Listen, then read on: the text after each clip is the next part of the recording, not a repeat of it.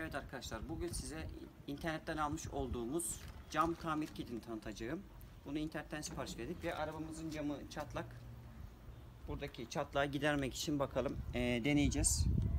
Eğer çatlak giderse size de bunu önereceğim. Eğer bu videomuzun devamını görmek istiyorsanız alt taraftaki linke tıklayaraktan videonun devamını görebilirsiniz. Evet, şimdi öncelikle cam tamir kitini tanıtayım ben size. Bu vakum çıktı, bir tane 4 bacaklı. Bir adet kullanım kılavuzumuz var. Ve üzerine yapıştıracağımız naylon şeffaf var. 4-5 tane. İlacımız var. Ve üzerinde şeffafları kazımak için bir tane jiletimiz var. Görmüş olduğunuz gibi. Bu da üzerine damlatacağımız aparat. Ve birazdan uygulamaya geçeceğiz. Öncelikle aracımızdaki çatlakları ben size göstereyim. Şuradan yukarıdan bir çatlağımız var. Ve çatlağımız devam ediyor. Türkiye haritası şeklinde oluşmuş. Ve biz en üst noktadan başlayaraktan camımızı tamir etmeye başlayacağız. Öncelikle vakumumuzu kullanıyoruz ve çatlağımızın olduğu yere yerleştiriyoruz. Çok sağlam ve sert bir şekilde yerleştiriyoruz. İyice vakum burada gerdirmeli ki camın arasındaki boşluğu alarak sıvının ilerlemesini sağlamalı. Sağlam bir şekilde yaptık. Sonra geri kalan aparatımızı takıyoruz. Bunun üzerinde şunu öncelikle tıpayı çıkaralım. Yok, tıpa çıkmıyor. Evet, buradan delikten, hazneden buradan ilacımızı veriyoruz. Bunu yerleştirelim. Sonuna kadar dayıyoruz ve camın biraz daha çatlak kısımların ayrılmasını sağlayacağız.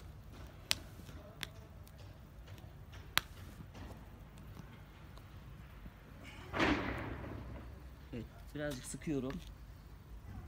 Evet, şimdi vakumumuzu gayet düzgün bir şekilde yerleştirdik. Hava almamasına özen gösteriyoruz. Ve birazcık buradan hafiften çok az sıkıyoruz. Fazla sıkmamamız gerekiyor. Evet. Bu kadarcık yeterli. Şimdi ilacımızı üst taraftan birkaç 5-6 damla damlatacağız. Şunun ağzını açmamız lazım öncelikle. İlacımızın kapağını açıyoruz ve uygulamada söylediği gibi kullanma kılavuzunda 5-6 damla damlatıyoruz buradan.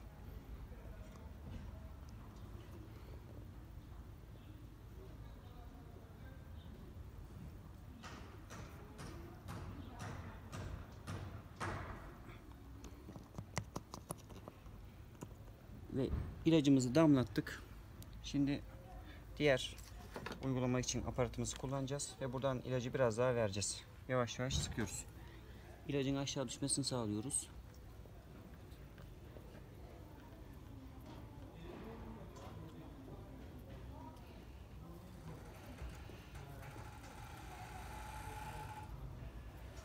Evet, ilacımız yavaş yavaş ilerledi.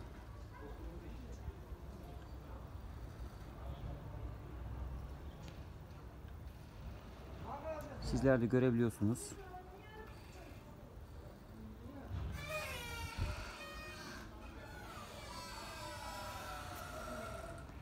Bu şekilde arkadaşlar 5-6 dakika durması gerekiyor. Tamam, şimdi 5-6 dakika bekliyoruz burada. Evet arkadaşlar, şimdi vakumumuzu yerleştirdik ve ilacımızı yaptıktan sonra 7-8 dakika kadar bekledik. Şu an vakumumuzu güzel bir şekilde çıkartacağız. Evet, önce üst taraftan yavaşça gevşetiyoruz. Gevşettik ve alt taraftaki mekanizmayı da gevşetiyoruz. Yavaş yavaş. Ve şu an vakumumuzu teker teker ağır ağır çıkartalım.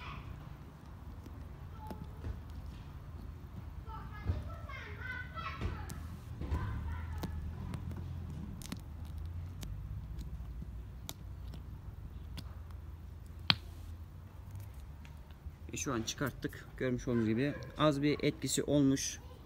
Alt taraflarda çizik giderilmiş gibi ve biz biraz daha kalan ilacımızı kalan yerlere biraz daha ilave edeceğiz. Yukarıdan aşağı doğru yapıyoruz ilacımızı.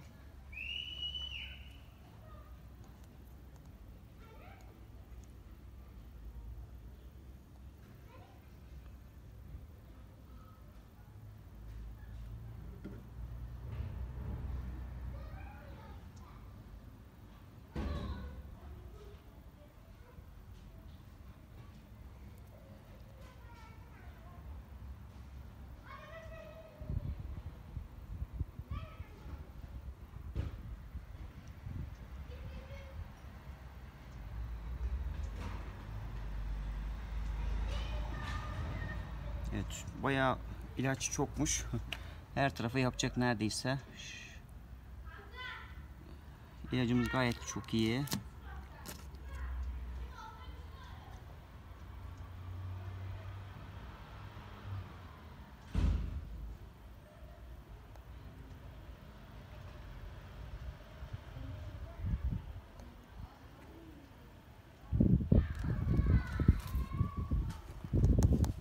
Bayağı çoğunu kullandık ilacımızı. Şimdi kalan şeffaflarımızı naylonlarla yaptığımız yerleri yavaş yavaş kapatıyoruz.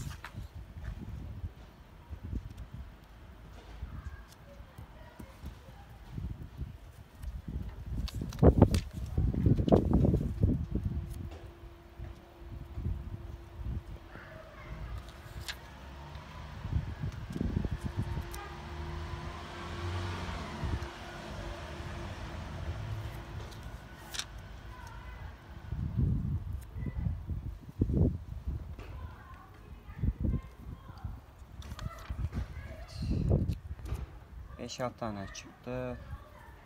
Bu kadarcık. Ve biz fazla kullandık. Ve bu yapıştırdıktan sonra 20 dakika bekleyin diyorlar. Biz 20 dakika biraz daha bekleyelim. Sonra bakalım ne gibi sonuçlar doğuracak göreceğiz. Evet arkadaşlar, son kalan ilacımızı kırık camlara, çatlak yerlere yaptık ve üzerine şeffaf jelatinimizi yapıştırdık ve şu an 20 dakika geçtiğinden dolayı sonra biz bunu yavaş yavaş çıkartıyoruz. Çıkartıyoruz.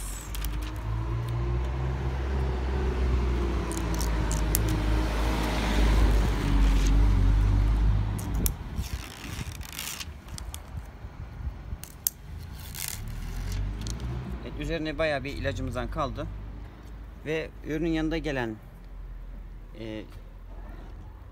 jiletimizle beraber camımızın kalan kısımları kazıyacağız.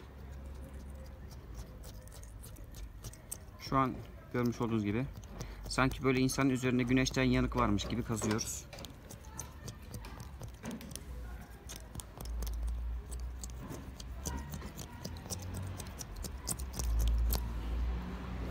Ve şu an ciziğimiz hala daha duruyor ve hiçbir boka yaramadı bu.